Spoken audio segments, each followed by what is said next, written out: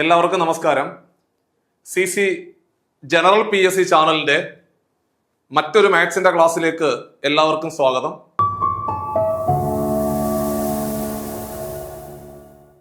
അപ്പൊ നമ്മുടെ വരാൻ പോകുന്ന കമ്പനി ബോർഡ് LGS പരീക്ഷയുടെ പ്രിപ്പറേഷനുമായിട്ട് ബന്ധപ്പെട്ടുകൊണ്ട് വലിയ പ്രതീക്ഷയോടുകൂടി സ്ഥിരമായിട്ട് നിങ്ങൾ പഠിച്ചുകൊണ്ട് മുമ്പോട്ട് പോകുന്നു എന്ന് ഞാൻ വിശ്വസിക്കുകയാണ്. കാരണം നിങ്ങൾക്ക് എല്ലാവർക്കും അറിയാം, ഈ കമ്പനി ബോർഡ് കോർപ്പറേഷൻ LGS എന്ന് പറയുന്ന ഈ ഒരു പരീക്ഷ വളരെ പ്രധാനപ്പെട്ട പരീക്ഷയാണ്. നിങ്ങൾക്ക് എത്രയും പെട്ടെന്ന് ജോലി കിട്ടുന്ന, ഒരുപാട് നിയമനങ്ങൾ PSC കൊടുക്കുന്ന വളരെ പ്രധാനപ്പെട്ട ഒരു LGS പരീക്ഷയാണ് കമ്പനി ബോർഡ് LGS പരീക്ഷ. അപ്പോൾ ഈ ഒരു പരീക്ഷയുടെ പ്രിപ്പറേഷനുമായിട്ട് നടന്നു നീങ്ങുമ്പോൾ നിങ്ങൾ തുടക്കം മുതൽ തന്നെ ഇനി നിങ്ങൾ എന്ത് പഠിക്കണം, എങ്ങനെ പഠിക്കണം, എങ്ങനെയാണ് പഠിക്കേണ്ടത് എന്നുള്ള കാര്യങ്ങളിലെല്ലാം നമ്മൾ ആദ്യമേ തന്നെ കൃത്യമായിട്ടുള്ള ഒരു ധാരണ നിങ്ങൾക്ക് തന്നതാണ്. അതുകൊണ്ട് ഇനി നിങ്ങൾ എന്താണ് പഠിക്കേണ്ടത്, എങ്ങനെ പഠിക്കണം, അത്തരം കാര്യങ്ങളുടെ പുറകിന് പോയിട്ട് നമ്മുടെ വിലപ്പെട്ട സമയം കളയാതെ കിട്ടുന്ന പരമാവധി സമയം നിങ്ങൾ പഠനത്തിന് വേണ്ടി പ്രയോജനപ്പെടുത്തിക്കൊണ്ട് മുമ്പോട്ട് നടന്നു നീങ്ങണം എന്നുള്ള കാര്യം കൂടെ ഓർമ്മപ്പെടുത്തുകയാണ്. ഒരു കാര്യം പ്രത്യേകം ശ്രദ്ധിക്കേണ്ടത്, മക്കളെ, 2026 എന്ന് പറയുന്ന ഒരു പുത്തൻ പുതിയ വർഷം തുടങ്ങിയത് മാത്രമേ നമുക്ക് ഓർമ്മയുള്ളൂ അല്ലേ? ജനുവരി എന്ന് പറയുന്ന മാസം കൂടി നമ്മുടെ മുമ്പിൽ നിന്നും അവസാനിച്ചിരിക്കുകയാണ്. നമ്മൾ ഫെബ്രുവരി മാസത്തിലേക്ക് കടന്നിരിക്കുകയാണ്. സോ അങ്ങനെയാണെങ്കിൽ ഈ ഒരു കമ്പനി ബോർഡ് LGS പരീക്ഷയ്ക്ക് നമുക്ക് എത്ര മാസം പഠിക്കാൻ കിട്ടും എന്ന് നിങ്ങൾ ചിന്തിച്ചിട്ടുണ്ടോ? അതായത് നിങ്ങൾക്ക് ഒരു 5 മാസത്തെ സമയമാണ് പഠിക്കാൻ കിട്ടുന്നത്. അതായത് കമ്പനി ബോർഡ് കോർപ്പറേഷൻ LGS പരീക്ഷ, അതേപോലെ ബെവ്കോ LD ഉൾപ്പെടെയുള്ള ഈ പറയുന്ന വളരെ പ്രധാനപ്പെട്ട ഈ 2 പരീക്ഷകളുടെ പ്രിലിംസിന്റെ പരീക്ഷയ്ക്ക് നമുക്ക് കിട്ടുന്നത് വെറും 5 മാസങ്ങൾ മാത്രമേ പഠിക്കാൻ കിട്ടത്തുള്ളൂ. അപ്പൊ ഈ 5 മാസത്തെ പ്രിപ്പറേഷനോട് കൂടിയാണ് നമുക്ക് ഈ ഒരു പരീക്ഷയുടെ പ്രിലിംസ് ക്ലിയർ ചെയ്യേണ്ടത്. തുടർന്ന് അതേ സിലബസിൽ വീണ്ടും നമ്മൾ മെയിൻസിന്റെ പരീക്ഷ കൂടി എഴുതേണ്ടതായിട്ട് വരുന്നു. അപ്പൊ അതുകൊണ്ട് നിങ്ങൾ ഈ ഒരു പരീക്ഷയുടെ പ്രിപ്പറേഷനുമായിട്ട് ബന്ധപ്പെട്ടുകൊണ്ട് ഓരോ ദിവസങ്ങൾ കൃത്യമായിട്ട് പഠിച്ച് മുമ്പോട്ട് പോകുമ്പോൾ അവിടെ യാതൊരുവിധ പിഴവുകളും വരാൻ പാടില്ല. അതായത് നിങ്ങൾ ഒരു ദിവസം 3 മണിക്കൂർ സമയമാണ് പഠിക്കാൻ ഉദ്ദേശിക്കുന്നതെങ്കിൽ ആ ഒരു 3 മണിക്കൂർ സമയം നിങ്ങൾ ഒരു കാരണവശാലും മറ്റുള്ള കാര്യങ്ങളിലേക്ക് പോകാതെ ആ ഒരു 3 മണിക്കൂർ സമയം സിലബസിനകത്തേക്ക് കേന്ദ്രീകരിച്ചുകൊണ്ട് സിലബസിലെ വളരെ പ്രധാനപ്പെട്ട കുറെ അധികം ടോപ്പിക്കുകൾ നിങ്ങൾ കവർ ചെയ്തുകൊണ്ട് മുമ്പോട്ട് പോവുകയാണെന്നുണ്ടെങ്കിൽ ഈ പറയുന്ന കമ്പനി ബോർഡ് LGS പരീക്ഷ നിങ്ങളുടെ കൈകളിൽ ഭദ്രമായിട്ടിരിക്കും. അതായത് 2027 റാങ്ക് ലിസ്റ്റ് നിലവിൽ വരുമ്പോൾ നിങ്ങളുടെ പേരുകൾ സ്വാഭാവികമായിട്ടും ആദ്യത്തെ ഒരു 100-നകത്ത് ഉറപ്പായിട്ടും ഉണ്ടാകും. പോട്ടെ, ആദ്യത്തെ 500-നകത്താണെങ്കിലും കുഴപ്പമില്ല, ആദ്യത്തെ 1000-നകത്താണെങ്കിലും കുഴപ്പമില്ല, ആദ്യത്തെ 2000-നകത്താണെങ്കിലും നമുക്ക് ഉറപ്പായിട്ടും ജോലി കിട്ടുമെന്ന് വലിയ പ്രതീക്ഷയുള്ള ഒരു പരീക്ഷയാണ് കമ്പനി ബോർഡ് LGS പരീക്ഷ. അതുകൊണ്ട് ഈ ഒരു പരീക്ഷയുടെ പ്രിപ്പറേഷനുമായിട്ട് ബന്ധപ്പെട്ടുകൊണ്ട് എന്ന് ഇതിന്റെ നോട്ടിഫിക്കേഷൻ വരും എന്നതുൾപ്പെടെയുള്ള കാര്യങ്ങളൊക്കെ നമ്മൾ നേരത്തെ തന്നെ ആദ്യമായിട്ട് നമ്മൾ ചാനലിലെ അത്തരത്തിലൊരു വീഡിയോ ആണ് ആദ്യമായിട്ട് പോസ്റ്റ് ചെയ്യുന്നത്. ഏകദേശം ഒരു 12 മാസം മുമ്പ്, ഏകദേശം 1 വർഷം മുമ്പ് തന്നെ കൃത്യമായിട്ട് വരാൻ പോകുന്ന കമ്പനി ബോർഡ് LGS പരീക്ഷ നോട്ടിഫിക്കേഷൻ എന്ന് വരും എന്നുള്ള കാര്യം കൃത്യമായിട്ട് പറഞ്ഞിട്ടുണ്ടായിരുന്നു. അപ്പൊ അതുകൊണ്ട് നമുക്കൊരു ധാരണക്കുറവെന്ന് പറയുന്ന ഒരു സാധനം ഇതിനകത്തില്ല. അപ്പൊ അതുകൊണ്ട് നിങ്ങൾ ഭംഗിയായിട്ട് പഠിച്ച് മുമ്പോട്ട് പോവുക എന്നുള്ളതാണ് ചെയ്യേണ്ടത്. അപ്പോൾ ഈ ഒരു പ്രിപ്പറേഷനുമായിട്ട് ബന്ധപ്പെട്ടുകൊണ്ട് നിങ്ങൾ മുമ്പോട്ട് പോകുന്ന സമയത്ത് ചിലപ്പോൾ നിങ്ങൾക്ക് ഒരു പരിധി വരെയൊക്കെ പരാജയങ്ങളോ പരിഹാസങ്ങളോ ഒക്കെ ഉണ്ടാകാം. അതൊക്കെ സ്വാഭാവികമാണ്. ഒരു മത്സര പരീക്ഷയ്ക്ക് തയ്യാറെടുക്കുമ്പോൾ നമ്മളെ ആരും സപ്പോർട്ട് ചെയ്തുകൊണ്ട് നമുക്കൊരിക്കലും വിജയത്തിലേക്ക് എത്താൻ സാധിക്കത്തില്ല. സോ നിങ്ങൾ എടുക്കുന്ന എഫോർട്ടിന്റെ റിസൾട്ടാണ് ഈ ഒരു പരീക്ഷയുടെ വിജയം എന്ന് പറയുന്നത്. അതുകൊണ്ട് നന്നായിട്ട് പഠിച്ചുകൊണ്ട് കമ്പനി ബോർഡ് LGS പരീക്ഷ നന്നായിട്ട് ക്ലിയർ ചെയ്യുക എന്നുള്ള ആ ഒരു വലിയ ലക്ഷ്യത്തിന് സ്വപ്നം കണ്ടുകൊണ്ട് നിങ്ങൾ മൂവ് ചെയ്തുകൊണ്ട് മുമ്പോട്ട് പോവുക. തീർച്ചയായിട്ടും 2026, 2027 വർഷം ഒരു സർക്കാർ ജോലി നേടിത്തന്ന കാലഘട്ടമായിട്ട് നിങ്ങളുടെ ജീവിത ചരിത്രം രേഖപ്പെടുത്തും എന്ന് വലിയ ആത്മവിശ്വാസത്തോടു കൂടി നിങ്ങൾ നടന്നു നീങ്ങുക എന്നുള്ളത് മാത്രമേ എനിക്ക് പറയുവാനുള്ളൂ. അപ്പോൾ നമ്മുടെ ഈ ഒരു മാത്സിന്റെ സെഷനുമായിട്ട് ബന്ധപ്പെട്ടുകൊണ്ട് നമ്മൾ ഏകദേശം ഒരു 3-4 വീഡിയോ ക്ലാസ്സുകൾ നമ്മൾ കഴിഞ്ഞതാണ്. വലിയ റെസ്പോൺസ് ആണ് അതിനകത്ത് നിന്ന് വന്നത്. അതായത് ഒരുപാട് പേര് പറയുന്നത്, സാറേ നമുക്ക് വീണ്ടും മാത്സിന്റെ ക്ലാസ്സുകൾ വേണം എന്നുള്ള നിങ്ങളുടെ അഭിപ്രായത്തിന്റെ പുറത്ത് നമ്മൾ വീണ്ടും മാത്സിന്റെ മറ്റൊരു സെഷനിലേക്ക് നമ്മൾ വീണ്ടും വരികയാണ്. കുഞ്ഞുങ്ങളെ ശ്രദ്ധിക്കേണ്ടത്, മാത്സിനകത്ത് നമുക്ക് ഇത്രയും ടോപ്പിക്കുകൾ മാത്രമാണ് കമ്പനി ബോർഡ് LGSന്റെ പ്രിലിംസിന്റെ പരീക്ഷയ്ക്കും മെയിൻസിന്റെ പരീക്ഷയ്ക്കും നമുക്ക് ഇത്രയും ടോപ്പിക്കുകൾ മാത്രമേ ഉള്ളൂ. ഈ ടോപ്പിക്കുകളെല്ലാം വൃത്തിയായിട്ട് പഠിച്ചുകൊണ്ട് മുമ്പോട്ട് പോകുന്നവൻ തീർച്ചയായിട്ടും പരീക്ഷ വളരെ ഭംഗിയായിട്ട് ക്രാക്ക് ചെയ്യുവാൻ സാധിക്കും എന്നുള്ളതാണ് വസ്തുത. സോ അങ്ങനെയാണെങ്കിൽ നമുക്ക് ഇവിടെ റാൻഡമായിട്ടുള്ള ചോദ്യങ്ങളാണ് നമ്മൾ ക്ലാസ്സിൽ പരിചയപ്പെടുത്തുന്നത്. നമുക്ക് ഒന്നാമത്തെ ക്വസ്റ്റ്യനിലേക്ക് പോവാം. എന്നാണ്ടേ, ഏറ്റവും അവസാനം നടന്നുപോയ ഒരു പരീക്ഷയ്ക്ക് ചോദിച്ച ഒരു ചോദ്യമാണ് ആ ബോർഡിൽ കാണുന്നത്. ചോദ്യം: 4 പേരുടെ ശരാശരി വയസ്സ് 15, ഒരാൾ കൂടി വന്നാൽ ശരാശരി 16 ആകും. അങ്ങനെയാണെങ്കിൽ എടാ കുഞ്ഞുങ്ങളെ, ആ പുതുതായിട്ട് വന്ന ആളിന്റെ വയസ്സ് എത്ര എന്നാണ് ചോദ്യം. നിങ്ങൾ നോക്കിക്കേ, 4 പേരുടെ ശരാശരി വയസ്സെന്ന് പറയുന്നത് 15 ആണ്. 4 പേരുടേത് ശരാശരി എത്ര? 15. ഒരാള് കൂടി വന്നു, ആളുകളുടെ എണ്ണം 1 കൂടി, ശരാശരിയും ഓട്ടോമാറ്റിക്കായിട്ട് 1 കൂടി. അപ്പൊ ഒന്ന് എഴുതാം നമുക്ക്. താണ്ട ശ്രദ്ധിച്ചോണം മക്കളെ, 4 പേരുടെ ശരാശരി വയസ്സെന്ന് പറയുന്നത് 15 എഴുതി വെച്ചു. എടാ ഒരാള് കൂടി വന്നു, ആളുകളുടെ എണ്ണം 5 മാറി, ശരാശരി 1 കൂടി 16 മാറി. ഒന്നും കൂടെ പറയാം. 4 പേരുണ്ടായിരുന്നു, ആ 4 പേരുടെ ശരാശരി വയസ്സ് 15, ഒരാള് കൂടി വന്നു, ആളുകളുടെ എണ്ണം 5, ശരാശരി 16 മാറി. സോ അങ്ങനെയാണെങ്കിൽ ആ പുതുതായിട്ട് വന്നവന്റെ വയസ്സ് എത്ര അല്ലെങ്കിൽ പ്രായം എത്ര എന്നാണ് ചോദ്യം. ഇവിടുത്തെ പ്രത്യേകത എന്ന് പറയുന്നത് ആളുകളുടെ എണ്ണം 1 കൂടി, ശരാശരി 1 കൂടി, ആളുകളുടെ എണ്ണം 1 കൂടി, ശരാശരി 1 കൂടി, ആളുകളുടെ എണ്ണം 1 കൂടി, ശരാശരി 1 കൂടി. അങ്ങനെയാണെങ്കിൽ എളുപ്പ വഴി എന്ന് പറയുന്നത് ക്രോസ് ആയിട്ട് കൂട്ടുക. ക്രോസ് ആയിട്ട് കൂട്ടിയാൽ മതി. ക്രോസ് ആയിട്ട് കൂട്ടുക. 15ഉം 5ഉം കൂടെ കൂട്ടിയാൽ നമ്മളുടെ ഉത്തരം 20. Answer option A is the right answer. അതല്ലെന്നുണ്ടെങ്കിൽ എടാ ഇങ്ങനെ ക്രോസ് ആയിട്ട് കൂട്ടിയാലും മതി, 4ഉം 16ഉം കൂടെ കൂട്ടിയാലും ഉത്തരം 20. അപ്പൊ ഈ ഒരു ഐഡിയ, ആളുകളുടെ എണ്ണം 1 കൂടി, ശരാശരി 1 കൂടി എന്ന് പറയുന്നിടത്തും ആളുകളുടെ എണ്ണം 1 കുറഞ്ഞു, ശരാശരി 1 കുറഞ്ഞു എന്ന് പറയുന്നിടത്തും ഈ ഒരു ഐഡിയ വർക്കൗട്ട് ആവും. സോ ഏറ്റവും അവസാനം നമുക്ക് പരീക്ഷയ്ക്ക്, കഴിഞ്ഞ ആഴ്ച നടന്ന പരീക്ഷയ്ക്ക് ചോദിച്ച വളരെ പ്രധാനപ്പെട്ട ഒരു ചോദ്യമാണ് ക്ലാസ്സിൽ പറഞ്ഞ് അവസാനിപ്പിച്ചിരിക്കുന്നത്.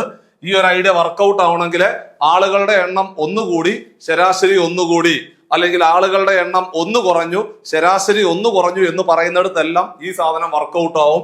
സെറ്റായി. രണ്ടാമത്തെ ക്വസ്റ്റ്യൻ പിടിച്ചോ മക്കളെ. രണ്ടാമത്തെ ചോദ്യം എന്ന് പറയുന്നത്, എടാ കുഞ്ഞുങ്ങളെ, മുകളിൽ എന്തൊക്കെയുണ്ടോ നോക്കിയടാ. മുകളിൽ 2:6 കിടപ്പുണ്ട്, 5:4 കിടപ്പുണ്ട്, എടാ 7:4 കിടപ്പുണ്ട്. താഴെ എന്തോ ഉണ്ട്, താഴെ 10ഉം 14ഉം ആണ് കിടക്കുന്നത്. അങ്ങനെ കൃത്യംഗ സംഖ്യകൾ മുകളിൽ കിടക്കുന്നു, താഴെയും കൃത്യംഗ സംഖ്യകൾ കിടക്കുവാണെന്നുണ്ടെങ്കിൽ, വെട്ടിക്കളയണമെന്നുണ്ടെങ്കിൽ ഇവന്മാരെല്ലാം ഒരുപോലെ ഇരിക്കണം.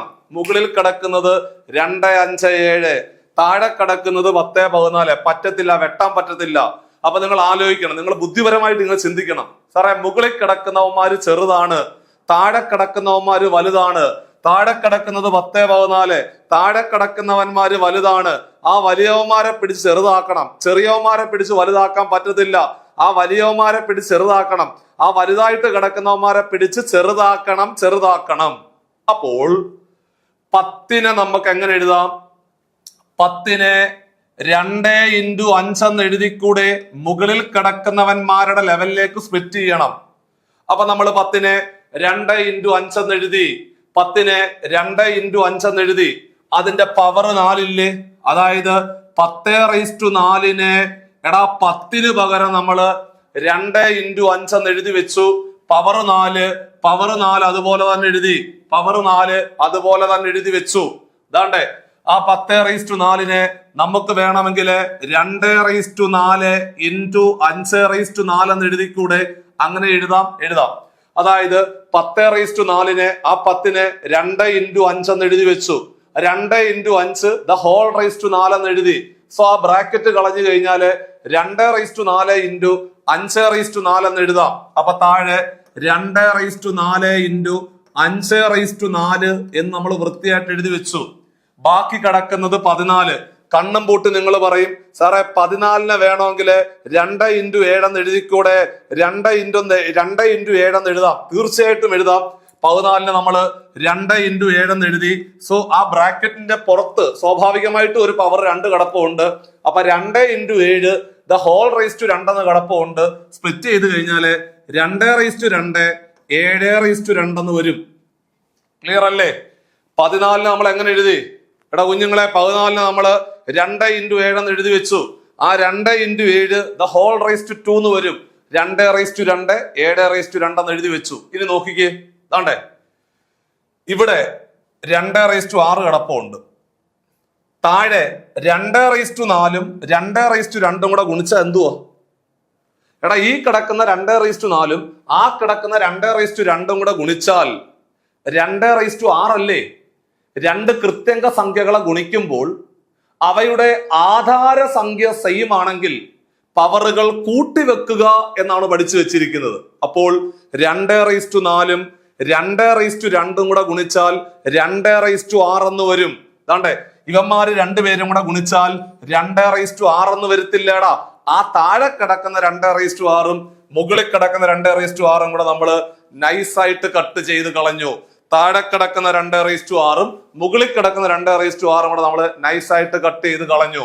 ഇതാണ്ടേ ഈ കിടക്കുന്ന 5/4 ഈ കിടക്കുന്ന 5/4 കൂടെ നമ്മൾ സിമ്പിൾ ആയിട്ട് കട്ട് ചെയ്ത് കളഞ്ഞു. ഇനി എന്തോ ഉണ്ട്? 7/4 ഡിവൈഡഡ് ബൈ 7/2. രണ്ട് കൃത്യംഗ സംഖ്യകളെ ഹരിക്കാൻ അവയുടെ ആധാര സംഖ്യ സെയിം ആണെങ്കിൽ പവറുകൾ തമ്മിൽ കുറയ്ക്കുക. മക്കളെ നമ്മൾ പഠിച്ചിട്ടുണ്ട് a⁻m divided by a⁻n is equal to a⁻m-n എന്ന് പഠിച്ചിട്ടില്ലേ? രണ്ട് കൃത്യംഗ സംഖ്യകളെ ഹരിക്കണമെങ്കിൽ അങ്ങനെ ഹരിക്കാൻ ചോദിച്ചാല് ആധാര സംഖ്യകൾ സെയിം ആണെങ്കിൽ പവറുകൾ തമ്മിൽ കുറയ്ക്കുക. അപ്പോൾ ഇവിടുത്തെ പവർ 4, അവിടുത്തെ പവർ 2, 4 ന്ന് 2 കുറച്ചാൽ 2. ഉത്തരം 7/2. എടാ 7/2 എന്ന് പറഞ്ഞാല് 7ന്റെ സ്ക്വയർ ഉത്തരം 49 സെറ്റ്. ഇത്രേ ഉള്ളൂ പരിപാടി. അപ്പോൾ കൃത്യംഗ സംഖ്യകളുമായിട്ട് ബന്ധപ്പെട്ടുകൊണ്ടുള്ള അടിസ്ഥാനപരമായിട്ടുള്ള അറിവ്, അതായത് കൃത്യംഗ സംഖ്യകളെ ഗുണിക്കാനും ഹരിക്കാനും ഒക്കെ ഉള്ള അടിസ്ഥാനപരമായിട്ടുള്ള അറിവ് നിങ്ങൾ പരീക്ഷയ്ക്ക് മുമ്പായിട്ടും സെറ്റ് ചെയ്തോണം. സോ അതാണ് ഏറ്റവും അവസാനത്തെ പരീക്ഷയ്ക്ക് നമുക്ക് ചോദിച്ചത് എന്ന് നമ്മൾ മനസ്സിലായി. നമ്മൾ ഉപയോഗിച്ചത് a⁻m ഇൻറ്റു a⁻n ഉപയോഗിച്ചു. a⁻m ഡിവൈഡഡ് ബൈ a⁻n ഒക്കെ നമ്മൾ ഉപയോഗിച്ചു എന്നുള്ളതാണ് വസ്തുത. അപ്പൊ നമുക്ക് മൂന്നാമത്തെ ക്വസ്റ്റ്യനിലേക്ക് പോകാം. വളരെ പ്രധാനപ്പെട്ട ചോദ്യം. ദാ പിടിച്ചോ, ദാണ്ട് 5/4 ഡബിൾ ഈസ് ടു 35:x ആണേ. അപ്പൊ ഇത് കാണുമ്പോൾ നിങ്ങൾക്കൊരു സംശയം വരാം, സാർ ഈ ഡബിൾ ഈസ് ടു കണ്ടാൽ എന്താണ്? മക്കളെ, ഡബിൾ ഈസ് ടു കണ്ടാൽ അതിന്റെ അർത്ഥം അനുപാതം എന്നാണ് അർത്ഥം. എന്താണ് അർത്ഥം? ഡബിൾ ഈസ് ടു കണ്ടു കഴിഞ്ഞാല് അതിന്റെ അർത്ഥം ആ സംഖ്യകൾ അനുപാതത്തിലാണ്. അപ്പോൾ ദാണ്ടേ ആദ്യം കിടക്കുന്നവനെ പറയുന്ന പേര് ഒന്നാനുപാതം, രണ്ടാമത് കിടക്കുന്നവനെ പറയുന്ന പേര് രണ്ടാനുപാതം, മൂന്നാമത് കിടക്കുന്നവനെ പറയുന്ന പേര് മൂന്നാനുപാതം, നാലാമത് കിടക്കുന്നവനെ പറയുന്ന പേര് നാലാനുപാതം, ഒന്നാമത് കിടക്കുന്നവന് ഒന്നാനുപാതം, രണ്ടാമത് കിടക്കുന്നവൻ രണ്ടാനുപാതം, മൂന്നാമത് കിടക്കുന്നവൻ മൂന്നാനുപാതം, നാലാമത് കിടക്കുന്നവൻ നാലാനുപാതം. ചിലപ്പോഴൊക്കെ പരീക്ഷയ്ക്ക് ചോദിക്കാറുണ്ട്, രണ്ടാനുപാതം കണ്ടുപിടിക്കാൻ ചോദിക്കും. എടാ കുഞ്ഞുങ്ങളെ, രണ്ട് സംഖ്യകൾ തന്നിട്ട് അതിന്റെ രണ്ടാനുപാതം കണ്ടുപിടിക്കാൻ പരീക്ഷയ്ക്ക് ചോദിച്ചാൽ അതിന്റെ അർത്ഥം മധ്യാനുപാതം അല്ലെങ്കിൽ രണ്ടാനുപാതം എന്നാണ് അർത്ഥം. അപ്പോൾ മധ്യാനുപാതം അല്ലെങ്കിൽ രണ്ടാനുപാതം കണ്ടുപിടിക്കാൻ പരീക്ഷയ്ക്ക് ചോദിക്കും. എക്സാമ്പിൾ പറഞ്ഞാൽ 10,40 എന്നീ സംഖ്യകളുടെ മധ്യാനുപാതം കാണുക അല്ലെങ്കിൽ രണ്ടാനുപാതം കാണുക എന്ന് പരീക്ഷയ്ക്ക് ചോദിക്കും. അപ്പൊ നിങ്ങൾ പറഞ്ഞു കൊടുക്കണം, രണ്ട് സംഖ്യകൾ തന്നിട്ട് അതിന്റെ മധ്യാനുപാതം അല്ലെങ്കിൽ രണ്ടാനുപാതം കണ്ടുപിടിക്കാൻ പരീക്ഷയ്ക്ക് ചോദിച്ചാൽ മക്കളെ ആ രണ്ട് സംഖ്യകൾ ഗുണിക്കുക, റൂട്ട് എടുക്കുക, ഗുണിക്കുക, റൂട്ട് എടുക്കുക, ഗുണിക്കുക, റൂട്ട് എടുക്കുക, ഗുണിക്കുക, റൂട്ട് എടുക്കുക, അത്രേ ഉള്ളൂ. ഇനി രണ്ട് സംഖ്യകൾ തന്നിട്ട് അതിന്റെ മൂന്നാനുപാതം കണ്ടുപിടിക്കാൻ ചോദിച്ചാൽ, രണ്ട് സംഖ്യകൾ തന്നിട്ട് മൂന്നാനുപാതം കണ്ടുപിടിക്കാൻ ചോദിച്ചാല് സെക്കൻഡ് നമ്പറിന്റെ സ്ക്വയർ എടുക്കണം, divided by first number. Second നമ്പറിന്റെ സ്ക്വയർ എടുക്കുക, ഫസ്റ്റ് നമ്പർ കൊണ്ട് ഹരിക്കുക. സെക്കൻഡ് നമ്പറിന്റെ സ്ക്വയർ എടുക്കുക, ഫസ്റ്റ് നമ്പർ കൊണ്ട് ഹരിക്കുക. സെക്കൻഡ് നമ്പറിന്റെ സ്ക്വയർ എടുക്കുക, ഫസ്റ്റ് നമ്പർ കൊണ്ട് ഹരിക്കുക. എക്സാമ്പിൾ പറഞ്ഞാൽ അതാണ്ടേ 3,9 എന്നീ സംഖ്യകളുടെ മൂന്നാനുപാതം എത്ര എന്ന് ചോദിച്ചാൽ ഒന്നുമില്ലടാ, സെക്കൻഡ് നമ്പറിന്റെ സ്ക്വയർ എടുക്കുക, ഫസ്റ്റ് നമ്പർ കൊണ്ട് ഹരിക്കുക, പരിപാടി കഴിഞ്ഞു. ഇത്രയും ചെയ്താൽ മതി. അങ്ങനെയുള്ളൂ. ഇനി അവസാനമായിട്ട് ഒരു കാര്യം കൂടെ ഓർത്തിരിക്കേണ്ടത്, നാലാനുപാതം കണ്ടുപിടിക്കാൻ പരീക്ഷയ്ക്ക് ചോദിക്കും. അപ്പോൾ നാലാനുപാതം കണ്ടുപിടിക്കാൻ പരീക്ഷയ്ക്ക് ചോദിച്ചാൽ നിങ്ങളുടെ ക്വസ്റ്റ്യൻ പേപ്പറിനകത്ത് 3 സംഖ്യകൾ തരും. എന്നാണ് ഇവിടെ കണ്ടോ, നാലാനുപാതം കണ്ടുപിടിക്കാൻ. നാലാമത് കിടക്കുന്നവന്റെ വില എത്ര, എക്സിന്റെ വില എത്ര, നാലാനുപാതം എത്ര, നാലാനുപാതം എത്ര, നാലാനുപാതം എത്ര, അങ്ങനെ 3 സംഖ്യകൾ തന്നിട്ട് നാലാനുപാതം കണ്ടുപിടിക്കാൻ ചോദിച്ചാൽ, 3 സംഖ്യകൾ തന്നിട്ട് നാലാനുപാതം കണ്ടുപിടിക്കാൻ ചോദിച്ചാൽ സെക്കൻഡ് നമ്പറും തേർഡ് നമ്പറോടെ ഗുണിക്കുക, ഫസ്റ്റ് നമ്പർ കൊണ്ട് ഹരിക്കുക. പറയ, second number into third number divided by first number. Second number into third number divided by first number. Second number എന്ന് പറഞ്ഞാൽ 4 ആണ്. Second number into third number 35. Second number into third number divided by first number 5. Second number into third number divided by first number. മക്കളെ 5ഉം 35ഉം കൂടെ 5 കൊണ്ട് വെട്ടാം. എടാ കുഞ്ഞുങ്ങളെ, 5ന്റെ 7ാമത്തെ ഗുണിതമാണ് 35. 5ന്റെ 7ാമത്തെ multiple അല്ലേ 35. അപ്പൊ 5ന്റെ 7ാമത്തെ ഗുണിതമാണ് 35. 4 7 കൂടെ ഗുണിച്ചാൽ നമ്മളുടെ answer 28. Option A is the right answer. പരിപാടി കഴിഞ്ഞു. പക്ഷേ ഓർത്തിരിക്കേണ്ട 3 കാര്യങ്ങൾ ഞാൻ പറഞ്ഞു കഴിഞ്ഞു. രണ്ട് സംഖ്യകൾ തന്നിട്ട് രണ്ടാനുപാതം അല്ലെങ്കിൽ മധ്യാനുപാതം കണ്ടുപിടിക്കാൻ ചോദിച്ചാൽ അവന്മാര് രണ്ടും കൂടെ ഗുണിക്കുക, റൂട്ട് എടുക്കുക. First point clear. രണ്ടാമത്തെ പോയിന്റ് ഞാൻ പറഞ്ഞത്, രണ്ട് സംഖ്യകൾ തന്നിട്ട് മൂന്നാനുപാതം കണ്ടുപിടിക്കാൻ ചോദിച്ചാൽ സെക്കൻഡ് നമ്പറിന്റെ സ്ക്വയർ എടുക്കുക, ഫസ്റ്റ് നമ്പർ കൊണ്ട് ഹരിക്കുക. അവസാനമായിട്ട് ഞാൻ പറഞ്ഞത്, 3 സംഖ്യകൾ തന്നിട്ട് നാലാനുപാതം കണ്ടുപിടിക്കാൻ ചോദിച്ചാൽ second number into third number divided by first number എന്ന് ഓർത്തിരിക്കണം. പ്രധാനപ്പെട്ട എല്ലാ കാര്യങ്ങളും ബുക്കിനകത്തേക്ക് വൃത്തിയായിട്ട് എഴുതുക. കമ്പനി ബോർഡ് LGS മാത്സ് എന്ന് പറയുന്ന ഒരു ബുക്ക് എടുക്കുക. യൂട്യൂബിനകത്ത് കിട്ടുന്ന ക്ലാസ്സുകൾ മാത്രമായിട്ട്, ഇത്തരത്തിൽ നമ്മൾ സ്ഥിരമായിട്ട് ചെയ്യുന്ന ഈ ക്ലാസ്സുകൾ മാത്രമായിട്ട് പ്രീവിയസ് ക്വസ്റ്റ്യൻ പേപ്പർ ഡിസ്കഷൻ എന്ന് ചെറിയൊരു ഹെഡിങ് കൊടുത്തിട്ട് 1 2 3 4 അങ്ങനെ ചോദ്യങ്ങൾ എഴുതി പൊയ്ക്കൂ. പരീക്ഷ എടുക്കുമ്പോഴത്തേക്ക് എങ്ങനെ പോയാലും ഒരു 10,000 ചോദ്യങ്ങൾ കിട്ടും. ഈ 1000 ചോദ്യങ്ങൾ വർക്കൗട്ട് ചെയ്ത് പോകുന്ന ഒരു ഉദ്യോഗാർത്ഥിക്ക് മാത്സിനകത്ത് എങ്ങനെ പോയാലും ഏറ്റവും കുറഞ്ഞ ഒരു 17 മാർക്ക് ഉറപ്പിക്കാം എന്നുള്ളതാണ് മറ്റൊരു കാര്യം. സോ നിങ്ങൾ ഭംഗിയായിട്ട് പഠിച്ച് മുമ്പോട്ട് പോവുക. ഇതാണ്ടേ മറ്റൊരു ക്വസ്റ്റ്യൻ. ഇതെല്ലാം പ്രീവിയസ് ആ, ഏറ്റവും അവസാനം ചോദിച്ച പരീക്ഷകൾക്ക് കണ്ട ചോദ്യങ്ങളാണ്. ഇതാണ്ടേ മക്കളെ, 4⁻2 + n into 4⁻3 is equal to 4⁸ ആണെങ്കിൽ, എടാ കുഞ്ഞുങ്ങളെ, എന്നിന്റെ വില എത്രയാണെന്നാണ് ചോദ്യം. ഇതാണ് നമ്മുടെ ക്വസ്റ്റ്യൻ. അപ്പൊ താണ്ടേ ഇത് കാണുമ്പോഴേ നിങ്ങളുടെ മനസ്സിൽ വന്ന് കാണും, സാറേ അത് a⁻m ഇൻറ്റു a⁻n ഫോമിലല്ലേ കിടക്കുന്നത്? ആണ്. അപ്പോൾ എടാ, 2 കൃത്യംഗ സംഖ്യകൾ ഗുണിക്കാൻ പറഞ്ഞാൽ എന്ത് ചെയ്യണം? 2 കൃത്യംഗ സംഖ്യകൾ ഗുണിക്കാൻ പരീക്ഷയ്ക്ക് ചോദിക്കുമ്പോൾ അവന്മാരുടെ ആധാര സംഖ്യ സെയിം ആണോ നോക്കിയേ. ആധാര സംഖ്യ എന്ന് പറഞ്ഞാൽ താഴെ കിടക്കുന്ന സംഖ്യകളെ പറയുന്ന പേരാണ് ആധാര സംഖ്യ അല്ലെങ്കിൽ ബേസ് നമ്പർ എന്ന് പറയും. ഇവിടെ താഴെ കിടക്കുന്നത് 4, താഴെ കിടക്കുന്നത് 4 അല്ലേ? അപ്പോൾ 2 കൃത്യംഗ സംഖ്യകളെ ഗുണിക്കാൻ പരീക്ഷയ്ക്ക് ചോദിച്ചാൽ ചെയ്യേണ്ട പരിപാടി അവന്മാരുടെ ആധാര സംഖ്യ സെയിം ആണോ എന്ന് മാത്രം നോക്കിയാൽ മതി. അപ്പൊ നോക്കിയപ്പോൾ ആണ്. അങ്ങനാണെങ്കിൽ a⁻m into a⁻n is equal to a⁻m + n. അതായത് 2 കൃത്യംഗ സംഖ്യകളെ ഗുണിക്കുമ്പോൾ അവയുടെ ആധാര സംഖ്യ സെയിം ആണെങ്കിൽ പവറുകൾ തമ്മിൽ കൂട്ടുക. അപ്പൊ താണ്ടേ 4 അതുപോലെ എഴുതി വെച്ചു. പവറുകൾ തമ്മിൽ കൂട്ടുക. ഇവിടുത്തെ പവർ 2 + n, അവിടുത്തെ പവർ 3, എല്ലാം കൂടെ കൂട്ടുക. എടാ ഈ കിടക്കുന്ന 2ഉം ആ കിടക്കുന്ന 3ഉം കൂടെ കൂട്ടിയാൽ 5 അല്ലേ? അപ്പൊ ഇവിടെ 5 + n എന്ന് എഴുതി വെക്കാം. കണ്ടോ?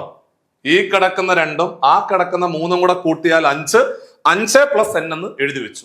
ഇനി വലതുവശത്തേക്ക് പോകുമ്പോൾ 4/8 നമ്മൾ അതുപോലെ തന്നെ അങ്ങ് എഴുതി വെച്ചു, തൊട്ടതേ ഇല്ല. 4/8 അല്ല അപ്പുറത്ത് കിടക്കുന്നത്, അതുപോലെ തന്നെ എഴുതി വെച്ചു. 2 കൃത്യംഗ സംഖ്യകൾ തുല്യമാണെന്ന് കരുതുക. ആണല്ലോ. 2 കൃത്യംഗ സംഖ്യകൾ തുല്യമായിരിക്കുകയും അവയുടെ ആധാര സംഖ്യ കൂടി സെയിം ആണെങ്കിൽ, ആണോ? 2 കൃത്യംഗ സംഖ്യകൾ തുല്യമാണ്, മാത്രമല്ല അവയുടെ ആധാര സംഖ്യയും സെയിം ആണ്. അങ്ങനാണെങ്കിൽ കണ്ണും പൂട്ടി പറയാം, പവറുകൾ തുല്യമായിരിക്കും, പവറുകൾ തുല്യമായിരിക്കും, പവറുകൾ തുല്യമായിരിക്കും.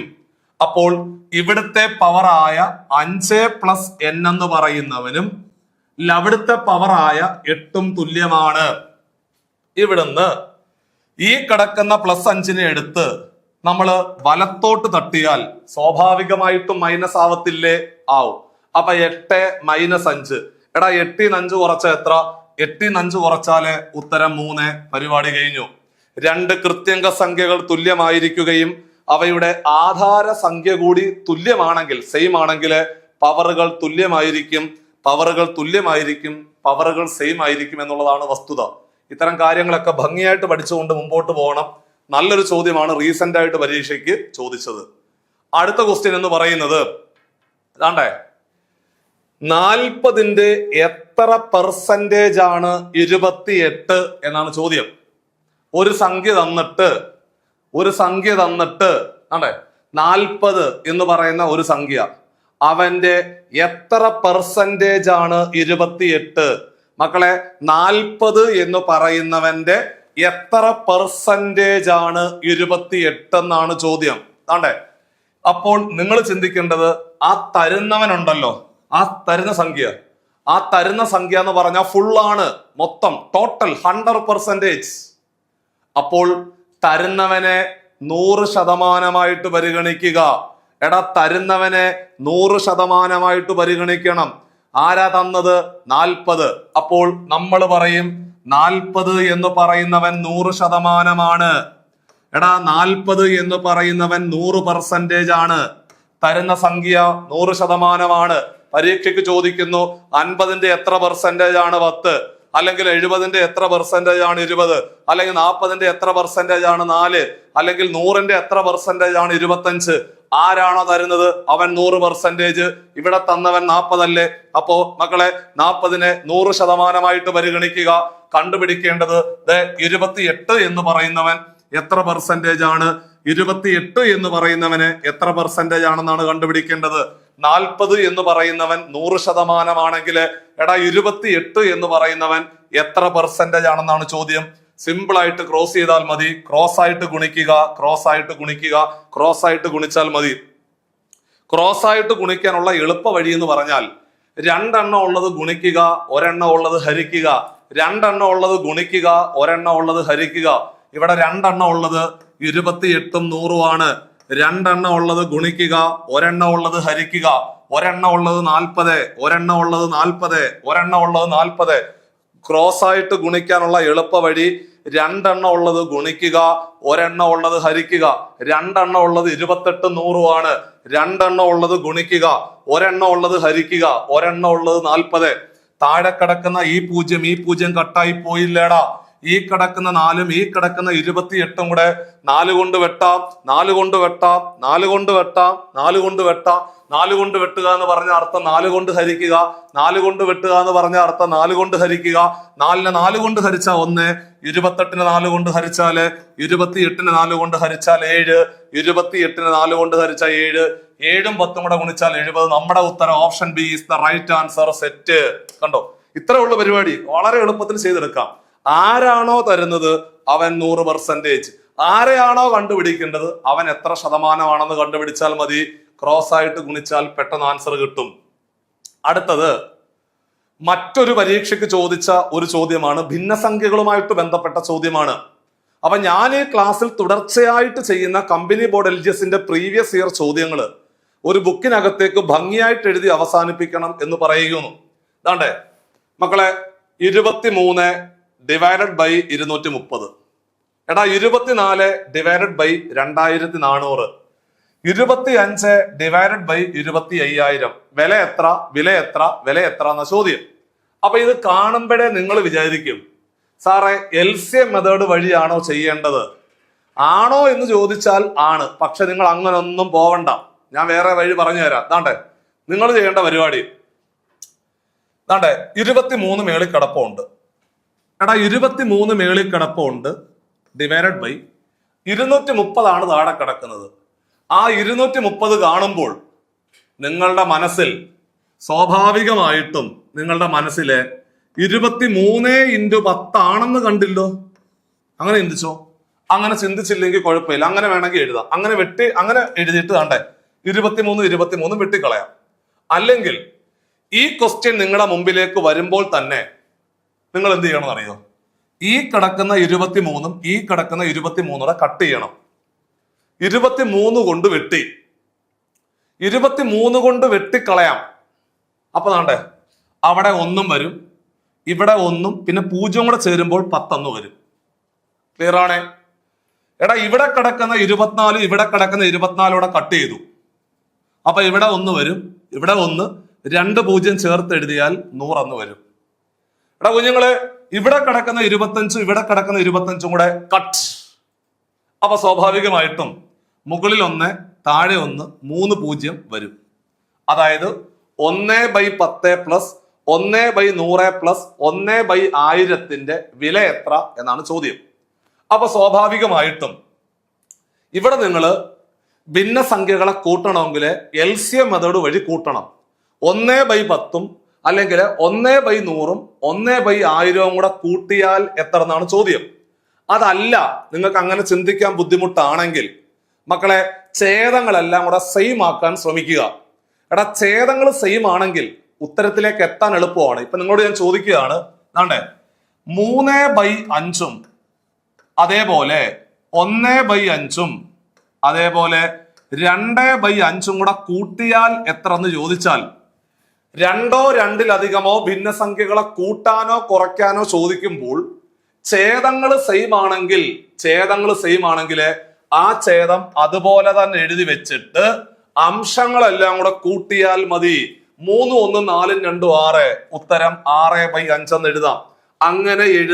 അങ്ങനെ എഴുതുന്നത് കൊണ്ട് തെറ്റില്ല, അങ്ങനെ എഴുതാം. അപ്പോൾ നിങ്ങൾ ചെയ്യേണ്ടത് ഈ ഒരു ക്വസ്റ്റ്യൻ അകത്തേക്ക് നമ്മൾ പോകുമ്പോൾ, ഇവിടെ നിങ്ങൾ ഛേദങ്ങൾ സെയിം ആക്കാൻ ശ്രമിക്കുക. അപ്പൊ അതാണ്ടേ ഏറ്റവും വലിയ ഛേദം ഏതാ? 1000 അല്ലേ?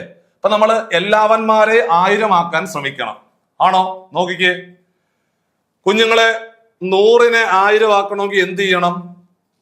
താഴെ 10 കൊണ്ട് ഗുണിക്കണം. അപ്പോ സ്വാഭാവികമായിട്ടും മുകളിലും 10 കൊണ്ട് ഗുണിക്കുക. സെറ്റ് കറക്റ്റ് ആണേ? ഒരു അഡ്ജസ്റ്റ്മെന്റ് ആണേ. താഴെ 10 കൊണ്ട് ഗുണിച്ചു, പകരം മുകളിലും 10 കൊണ്ട് ഗുണിക്കുക. പ്രശ്നം അവസാനിച്ചു. എടാ 10,000 ആകണമെങ്കിൽ 2 0 കൂടെ വരണ്ടേടാ ഇവിടെ. അപ്പൊ 2 0 വരണമെങ്കിൽ ഇവിടെ 2 0 എഴുതിക്കോ. അപ്പൊ ഓട്ടോമാറ്റിക്കായിട്ട് ഇവിടെ 2 0 എഴുതിക്കോ. സോ അങ്ങനെയാണെങ്കിൽ ഛേദങ്ങളെല്ലാം സെയിം ആയില്ലേ? 1000 1000 1000. അപ്പൊ നമ്മുടെ ഉത്തരത്തിന്റെ ഛേദം എത്ര തന്നെ ആയിരിക്കും? 1000 എന്ന് എഴുതി വെക്കുക. എന്നിട്ട് അംശങ്ങളെല്ലാം കൂടെ കൂട്ടി വെക്കുക. 100ഉം 10ഉം കൂടെ കൂട്ടിയാൽ 110. ആ 110ന്റെ കൂടെ 1 കൂട്ടിയാൽ 111. ഉത്തരം 111 divided by 1000. Option B is the right answer. Simple ആയിട്ട് പറഞ്ഞ് അവസാനിപ്പിക്കാൻ പറ്റിയ ഭിന്നസംഖ്യകളുമായിട്ട് ബന്ധപ്പെട്ടുകൊണ്ട് നമ്മുടെ പരീക്ഷയ്ക്ക് ചോദിച്ച വളരെ എളുപ്പമുള്ള ചോദ്യമാണ്. അപ്പൊ നമ്മള് ഭിന്നസംഖ്യകൾ എന്ന് പറയുന്ന ചാപ്റ്ററുമായിട്ട് ബന്ധപ്പെട്ടുകൊണ്ട് എന്താണ് ഭിന്നസംഖ്യകൾ, എത്ര തരത്തിലുള്ള ഭിന്നസംഖ്യകളുണ്ട്, ഭിന്നസംഖ്യകളെ കൂട്ടാനും കുറയ്ക്കാനും ഗുണിക്കാനും ഹരിക്കാനും വലുതേത് ചെറുതേത്, ആരോഹണം അവരോഹണം, ഇത്തരം ചോദ്യങ്ങളൊക്കെ, ഇടയിൽ വരുന്ന ഭിന്നസംഖ്യ ഏത്, ഇത്തരം ചോദ്യങ്ങളെല്ലാം നിങ്ങൾ ചെയ്തു പഠിക്കണം. ഇതിനു വേണ്ടിയിട്ട് നമ്മൾ ഒരു 1 hour ലൈവ് സെഷൻ തീർച്ചയായിട്ടും യൂട്യൂബിനകത്ത് നമ്മൾ പ്രൊവൈഡ് ചെയ്യുന്നുണ്ട്. ഭിന്നസംഖ്യകളുമായിട്ട് ബന്ധപ്പെട്ടുകൊണ്ട് ഒരു കമ്പനി ബോർഡ് LGS പരീക്ഷ എഴുതുന്ന ഉദ്യോഗാർത്ഥി അറിഞ്ഞിരിക്കേണ്ട ഏറ്റവും പ്രധാനപ്പെട്ട ചോദ്യങ്ങളുടെ ഒരു 1 hour സെഷൻ തീർച്ചയായിട്ടും നമ്മൾ ഉൾപ്പെടുത്തിക്കൊണ്ട് ആ ഒരു ഭാഗം വൃത്തിയായിട്ട് പറഞ്ഞു തരാം. ഇനി നോക്കിക്കോണേ, ചോദ്യം ഒന്ന് എല്ലാവരും ഒന്ന് വായിച്ചു നോക്കിക്കേ. താണ്ടേ മക്കളെ, ഒരു ടാങ്കിനകത്ത് 3/4 ഭാഗം വെള്ളമുണ്ട്. ഒരു ടാങ്കിനകത്ത് 3/4 ഭാഗം വെള്ളമുണ്ട്. ആണോ? താണ്ടേ ഇതാണ് നമ്മുടെ ടാങ്ക്.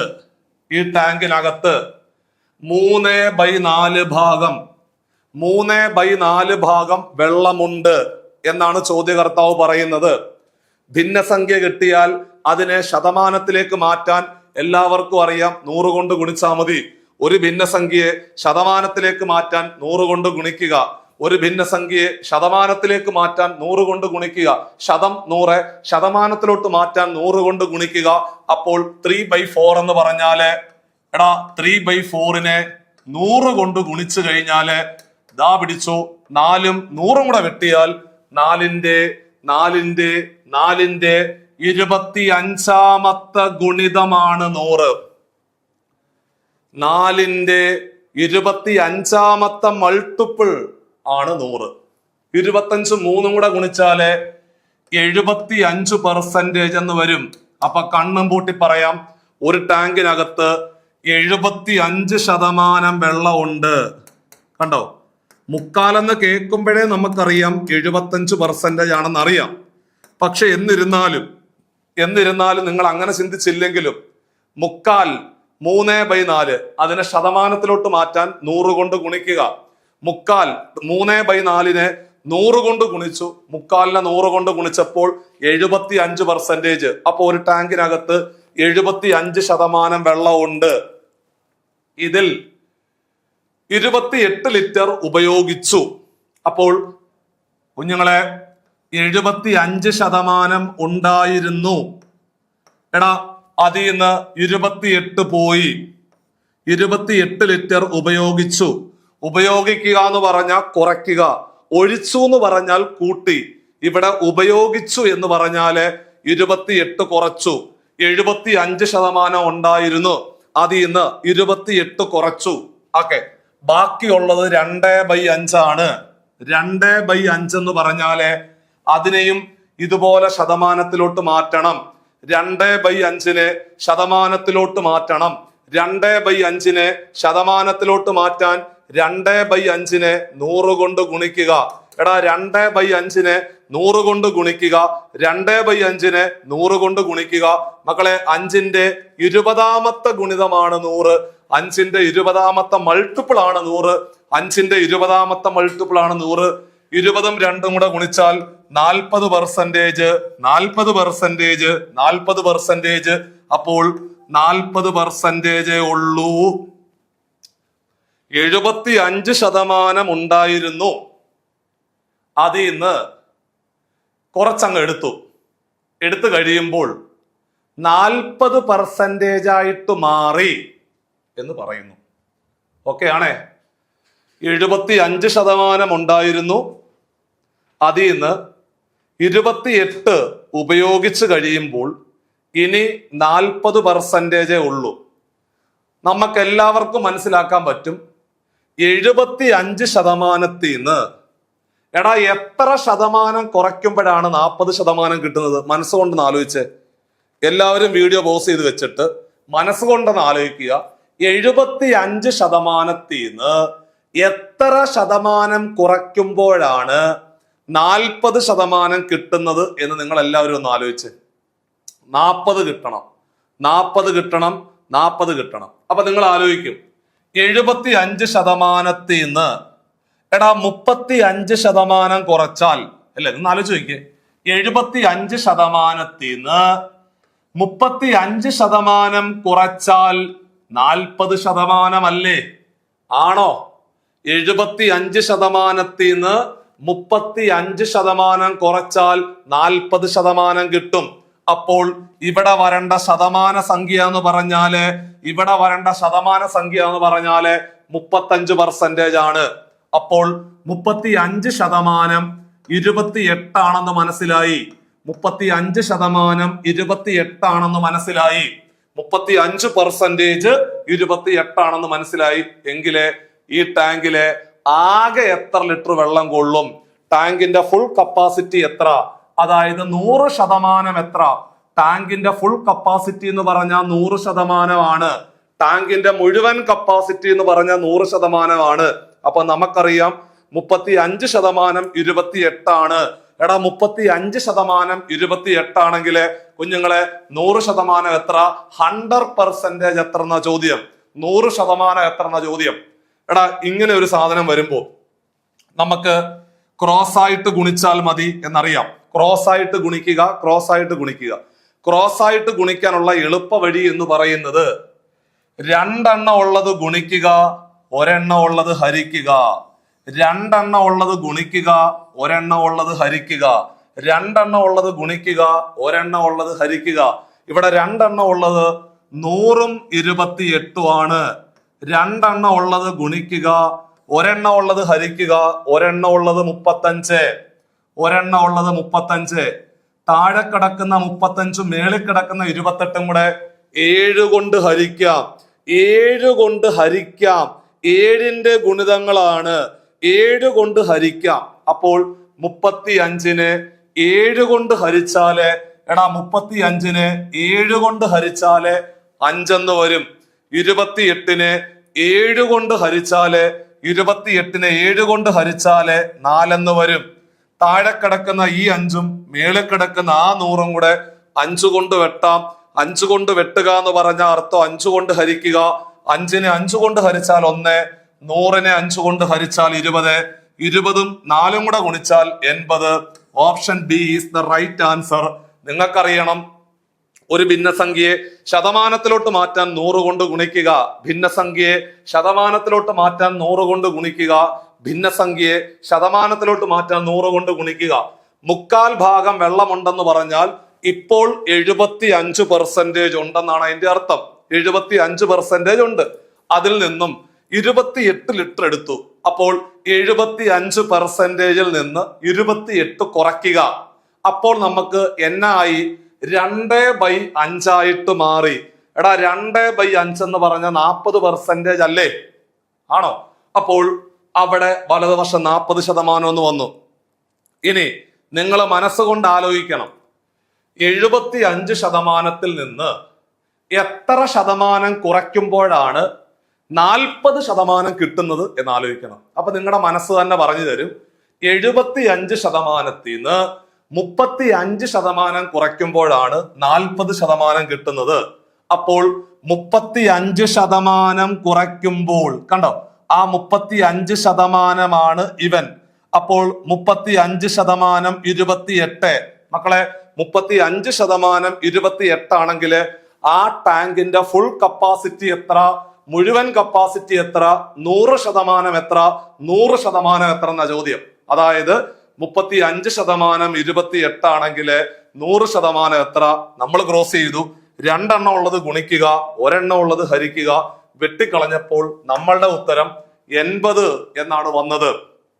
അടുത്തത് ഇതാണ്ടേ, താഴെ കൊടുത്തിരിക്കുന്നവയിൽ ശരിയായത് ഏത്? ഉറപ്പിക്കാം 1 മാർക്ക്. കാരണം ഭിന്നസംഖ്യകളുമായിട്ട് ബന്ധപ്പെട്ടുകൊണ്ട് ഇത്തരത്തിലൊരു ചോദ്യം സ്ഥിരമായിട്ട് പരീക്ഷകൾക്ക് വരാറുണ്ട്. ഭിന്നസംഖ്യകൾ തന്നിട്ട് വലുതേത്, അല്ലെങ്കിൽ ചെറുതേത്, അല്ലെങ്കിൽ ആരോഹണ ക്രമത്തിൽ എഴുതുക, അല്ലെങ്കിൽ അവരോഹണ ക്രമത്തിൽ എഴുതുക എന്നുൾപ്പെടെയുള്ള ചോദ്യം വരാറുണ്ട്. ഇവിടെ ഉള്ളവന്മാരെല്ലാം ദാണ്ടേ, ഒരുത്തൻ 1/2 ആണ്, അടുത്തവൻ 3/5, തൊട്ടടുത്ത് കിടക്കുന്നവൻ ആരാ? 2/3, അടുത്തത് 3/4. ഇവന്മാരെ എല്ലാവരെയും കൂടെ തന്നിട്ട് അതിനെ കൃത്യമായിട്ട് ഓർഡർ ആക്കാനാ പറയുന്നത്.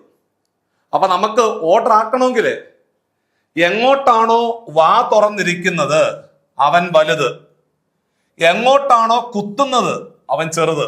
ഇപ്പൊ നാണ്ടേ 20 എന്ന് പറയുന്നവൻ വലുതാണ് 10നേക്കാൾ.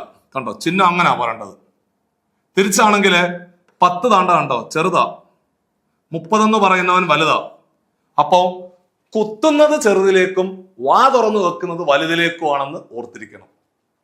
അങ്ങനാണെങ്കിൽ ഇവിടെ ഇതിനകത്ത് ആരാണ് വലുത് ആരാണ് ചെറുത് എന്നുള്ളതാണ് നമ്മളുടെ ദൗത്യം.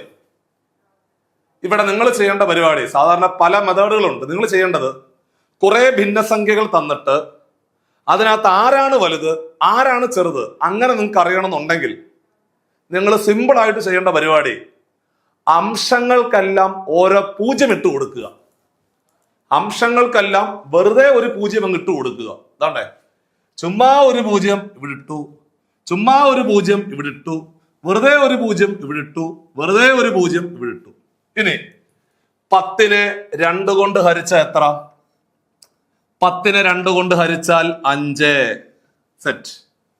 30നെ 5 കൊണ്ട് ഹരിച്ചാൽ 6 സെറ്റ്. 20നെ 3 കൊണ്ട് ഹരിച്ചാൽ ഏകദേശ വില മതി, കൃത്യം വില വേണ്ട. 20നെ 3 കൊണ്ട് ഹരിച്ചാൽ 6 3 18, 6 പോയിന്റ് സംതിങ് വരും. കൃത്യം വേണമെന്നില്ല, 6 പോയിന്റ് സംതിങ് ആണ് വരുന്നത്. 30നെ 4 കൊണ്ട് ഹരിച്ചാല് 7 4 28, 7 പോയിന്റ് സംതിങ് എന്ന് വരും. ഇത് നോക്കുമ്പോൾ തന്നെ നിങ്ങൾക്ക് മനസ്സിലാവും ആരാ ഏറ്റവും വലുത്. ആ 7 പോയിന്റ് കിടക്കുന്നവനല്ലേ. പിന്നെ ഉള്ളവൻ ആരാ? ഇവനല്ലേ. പിന്നെ ഉള്ളതിൽ വലുത് ഇവനല്ലേ.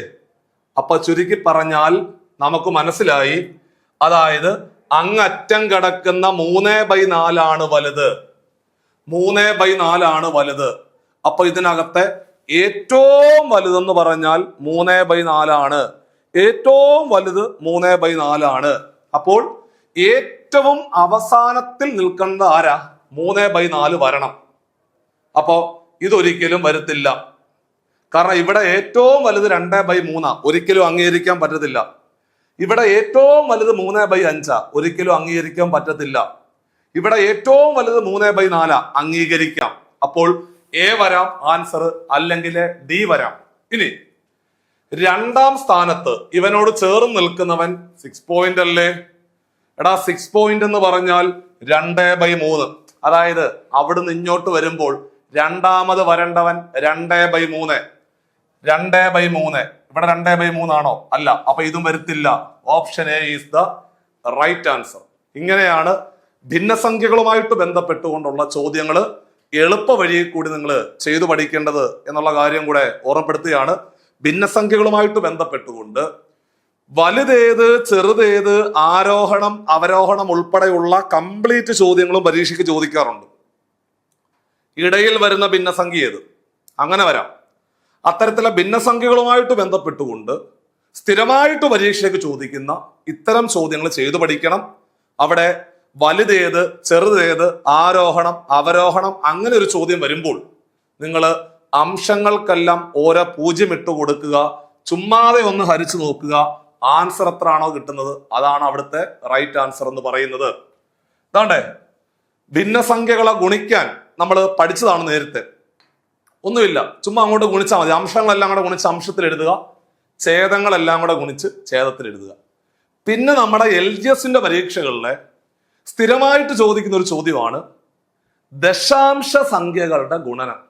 എനിക്ക് തോന്നുന്നത് ഇന്നത്തെ ഈ ഒരു ക്ലാസ്സോടുകൂടി തന്നെ നിങ്ങൾക്ക് മാത്സിനകത്തെ 2 മാർക്ക് ഉറപ്പിക്കാൻ പറ്റുമെന്നാണ് എൻ്റെ മനസ്സ് പറയുന്നത്. കാരണം അത്രയും പ്രധാനപ്പെട്ട കാര്യങ്ങളാണ് ഇന്നത്തെ ക്ലാസ്സിൽ പഠിപ്പിച്ചത്.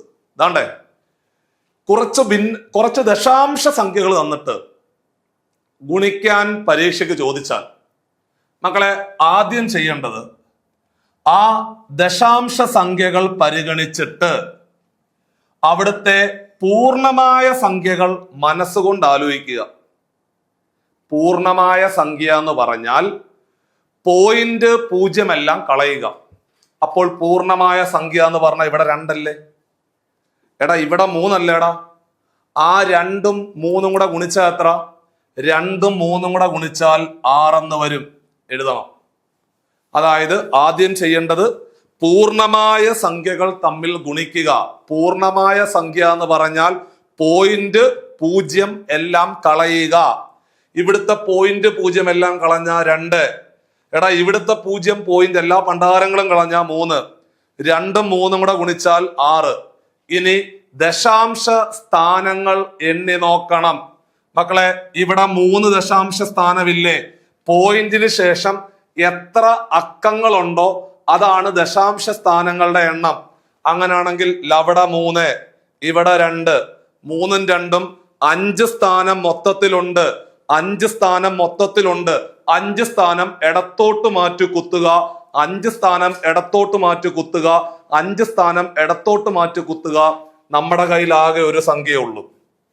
നമ്മുടെ കയ്യിലെ ആകെ ഒരു ഡിജിറ്റ്, ഒരക്കം മാത്രമേ ഉള്ളൂ. 5 സ്ഥാനം ഇടത്തോട്ട് മാറ്റി കുത്തണമെങ്കിൽ ഇനി 4 സ്ഥാനത്തിന്റെ കുറവുണ്ട്. മൊത്തം 5 സ്ഥാനം ഇടത്തോട്ട് മാറ്റി കുത്തണം. നമ്മുടെ കയ്യിൽ ആകെ ഒരു ഡിജിറ്റ് മാത്രമേ ഉള്ളൂ. അപ്പോ ഇനി വേണ്ടത് 4 ഡിജിറ്റ്, അതായത് 4 അക്കങ്ങളുടെ കുറവുണ്ട്. സിമ്പിൾ ആയിട്ട് 4 0 1 2 3 4 0 ഇട്ട് കൊടുക്കുക, പോയിന്റ് ഇടുക. പിന്നെ ഒരു പഞ്ചിന് വേണ്ടിയിട്ട് ഇടതുവശത്ത് എപ്പോഴും ഒരു 0 കൊടുത്ത് ഭംഗിയായിട്ട് പറയുക. നമ്മളുടെ ഉത്തരം 0.00006. ഒന്നും കൂടെ ചെയ്യേണ്ട പരിപാടി, ആദ്യം ആ ദശാംശ സംഖ്യകൾ കണ്ണു തുറന്ന് നോക്കുക. എന്നിട്ട് അവിടെ കിടക്കുന്ന പൂർണ്ണമായ സംഖ്യ മനസ്സിൽ വിചാരിക്കുക. മക്കളെ, പൂർണ്ണമായ സംഖ്യ എന്ന് പറഞ്ഞ 0.0 എല്ലാം കളയുക. എടാ, 0.0 എല്ലാം കളഞ്ഞ 2, 0.0 എല്ലാം കളഞ്ഞ 3, 2 3 കൂടെ ഗുണിച്ച 6. അവിടെ 3 ദശാംശം, ഇവിടെ 2. മൊത്തത്തില് 3ഉം 2ഉം 5 സ്ഥാനം ഇടത്തോട്ട് മാറ്റി കുത്തുക. 5 സ്ഥാനം ഇല്ല, ഒരു സ്ഥാനമേ ഉള്ളായിരുന്നു. 4 സ്ഥാനത്തിന്റെ കുറവുണ്ട്. 4 0 ഇട്ട് കൊടുത്തുകൊണ്ട് ആ ഒരു കുത്തം ഇട്ട് കൊടുക്കുക. പരിപാടി കഴിഞ്ഞു. അങ്ങനാണെങ്കിൽ ദാണ്ടേ ഇവിടുത്തെ പൂർണ്ണമായ സംഖ്യ 1 അല്ലേ? ഇവിടുത്തെ പൂർണ്ണമായ സംഖ്യ എന്ന് പറഞ്ഞ 36. പൂർണ്ണമായ സംഖ്യ എന്ന് പറഞ്ഞ 0.0 എല്ലാം അങ്ങ് കളയുക. 0.0 എല്ലാം കളയുമ്പോൾ കിട്ടുന്നതിനെയാണ് നമ്മൾ പൂർണ്ണമായ സംഖ്യ എന്ന് പറയുന്നത്. ഇവിടെ 1, അവിടെ 36. എടാ, 1 36 കൂടെ ഗുണിച്ചാൽ എത്ര? 1 36 കൂടെ ഗുണിച്ചാൽ പിടിച്ചു 36. കണ്ടോ? ആദ്യം പൂർണ്ണമായ സംഖ്യകൾ തമ്മിൽ ഗുണിക്കുക. 1 × 36 36 സെറ്റ്. ഇനി ഇവിടെ എത്ര ദശാംശ സ്ഥാനമുണ്ട്? ഇവിടെ 3 അല്ലേ? എടാ കുഞ്ഞുങ്ങളെ, ഇവിടെ 3 ദശാംശ സ്ഥാനമല്ലേ? ഇവിടെ 2, അവിടെ 3, ഇവിടെ 2, അവിടെ 3, ഇവിടെ 2. 3ഉം 2ഉം കൂടെ കൂട്ടിയാൽ 5. 5 സ്ഥാനം ഇടത്തോട്ട് മാറ്റി കുത്തണം. 5 സ്ഥാനം ഇടത്തോട്ട് മാറ്റി കുത്തണം. നമ്മുടെ കയ്യിൽ ആകെ 2 സ്ഥാനമേ ഉള്ളൂ. 5 സ്ഥാനം ഇടത്തോട്ട് മാറ്റി കുത്തണം. നമ്മുടെ കയ്യിൽ ആകെ 2 സ്ഥാനമേ ഉള്ളൂ. 3 സ്ഥാനത്തിന്റെ കുറവുണ്ട്. 3 സ്ഥാനത്തിന്റെ കുറവുണ്ട്. 3 0 ഇട്ട് കൊടുക്കുക. ദാണ്ടേ ഉത്തരം 0.00036 എന്നൊരു ആൻസറിലേക്ക് നമുക്ക് എത്താൻ സാധിക്കും. അങ്ങനാണെങ്കിൽ എടാ, 0.01 എന്ന് കാണുമ്പോഴേ പൂർണ്ണമായ സംഖ്യ 1 അല്ലേ? മക്കളെ, പൂർണ്ണമായ സംഖ്യ 1. എടാ, 0.2 എന്ന് കാണുമ്പോൾ നിങ്ങളുടെ മനസ്സിൽ തന്നെ വന്നു കഴിഞ്ഞു പൂർണ്ണമായ സംഖ്യ 2. 0.006 എന്ന് കാണുമ്പോഴേ മനസ്സിൽ വന്നു പൂർണ്ണമായ സംഖ്യ 6. അപ്പോൾ 1ഉം 2ഉം കൂടെ ഗുണിച്ചാൽ 2.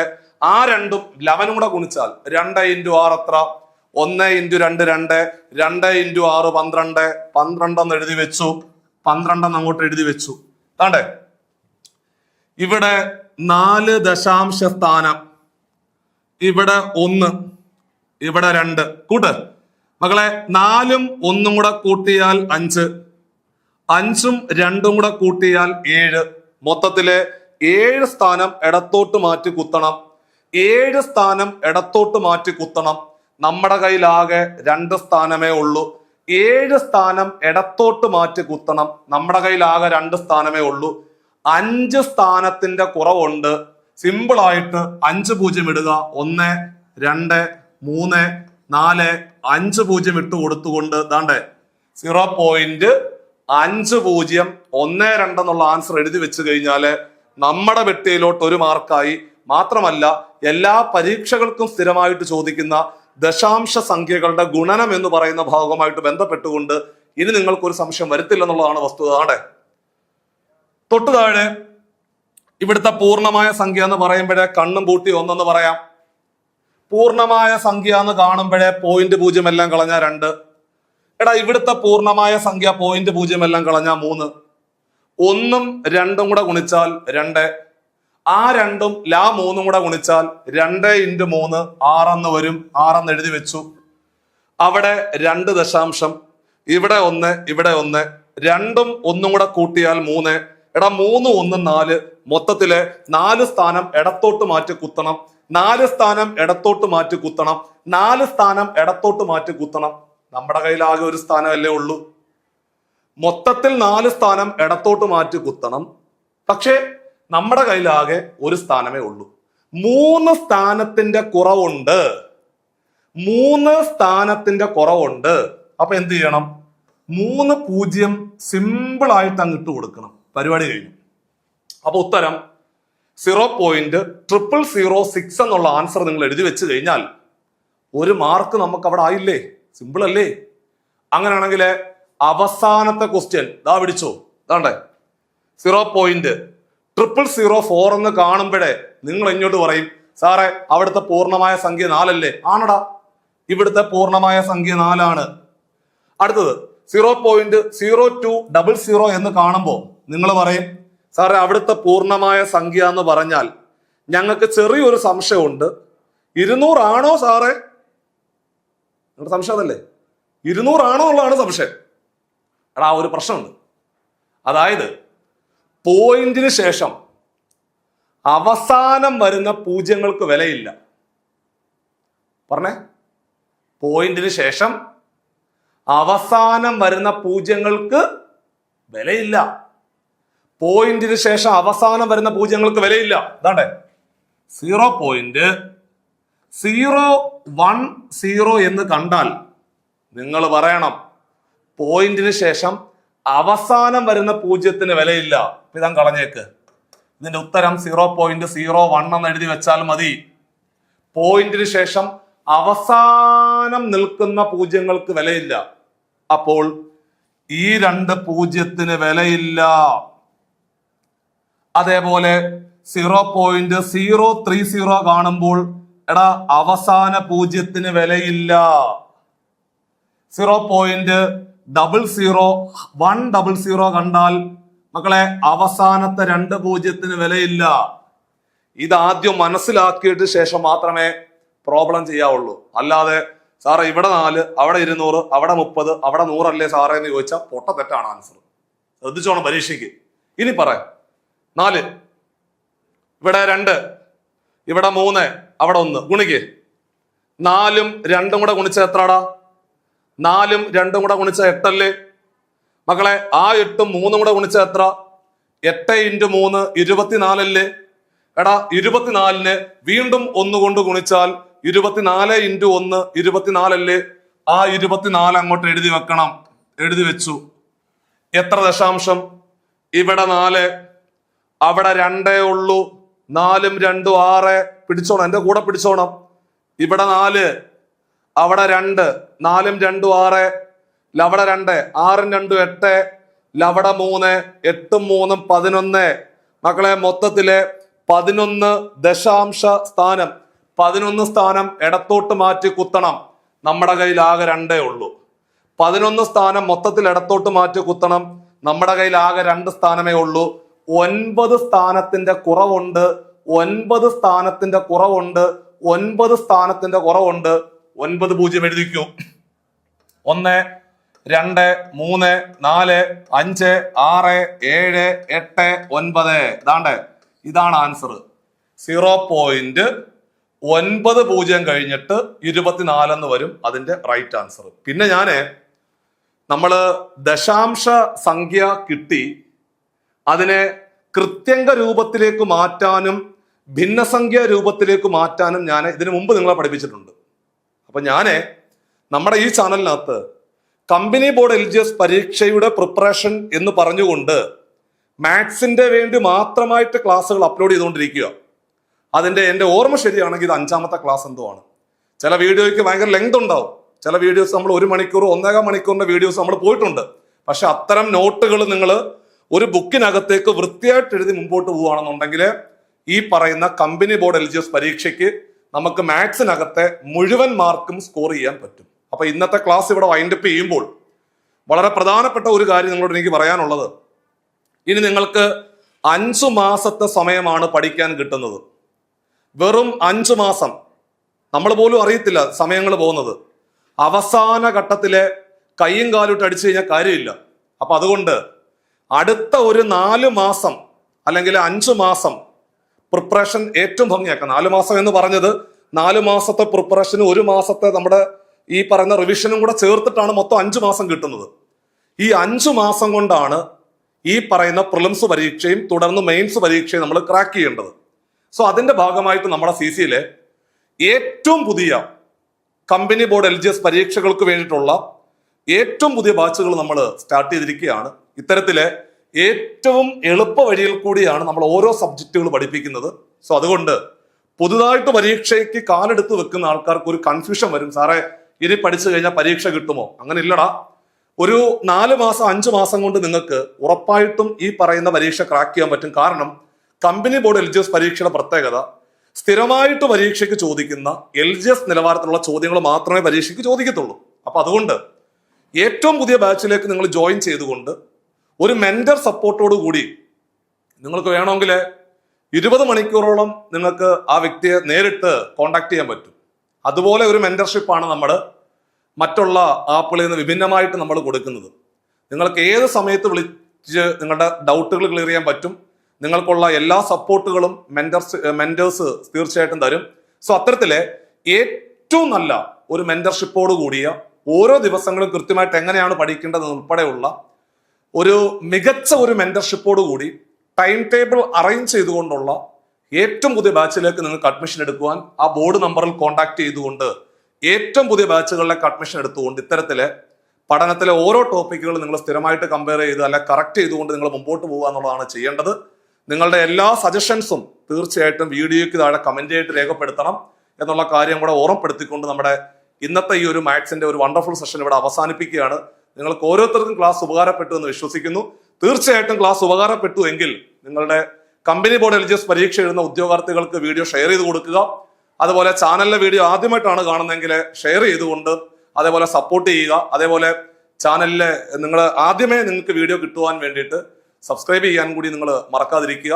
സോ അപ്പൊ നമുക്ക് മാത്സിന്റെ മറ്റൊരു സെഷനുമായിട്ട് വീണ്ടും കാണാം. So by.